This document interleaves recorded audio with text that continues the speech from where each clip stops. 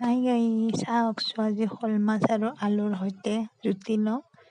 এয়া মই পাঁচফোৰণ, দালচেনি, লং, পিঁয়াজ, মাহপাত, জলকীয়া, জিৰা, জালুক, আদা নহৰু দি এটা দৰদৰীয়াকৈ পেষ্ট বনাই লৈছোঁ।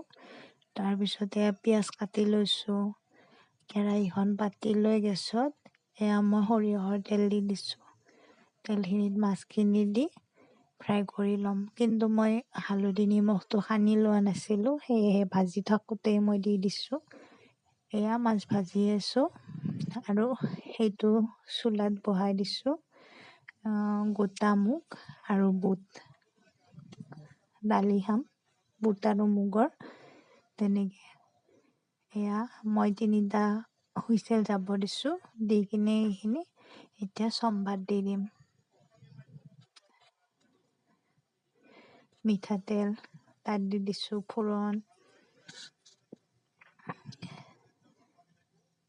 এয়া ফোৰণ দি দিছোঁ, মাহপাত, পিঁয়াজ। তেনেকৈ অলপ টাইম ভাজি ল'ম মই। আনফালে আৰু মাছো ভাজি আছোঁ, এফালে দালিত চম্ভাৰো দি আছোঁ। এইখিনি কি দিছোঁ গম পাইছেনে? সেই বটি থৈছিলোঁ যে মছলাখিনি, তাৰপিছতে হালধি দি দিছোঁ আৰু তাৰপিছত সেই দালিখিনি বইল কৰি থোৱা তেনেকৈ দি হৈ গ'ল আৰু এইখিনি উতলিলে।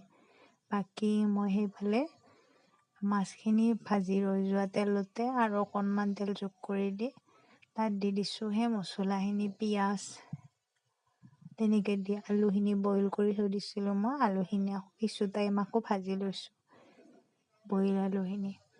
আৰু তাৰপিছত মই এয়া গৰম পানী দি উতল আহিব দিম।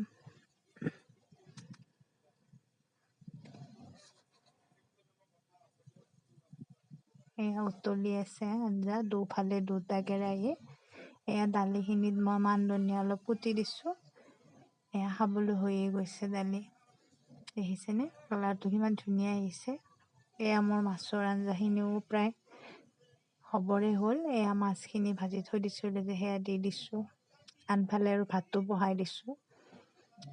এইখিনি মাছৰ আঞ্জাখিনিও মোৰ হৈয়ে গ'ল প্ৰায়।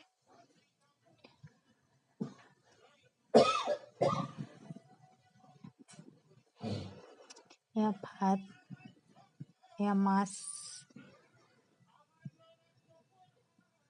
এয়া বুটৰ দালিখিনি, লগতে কেঁচা জলকীয়া এটা লৈছোঁ, গৰমে গৰমে খাইছোঁ।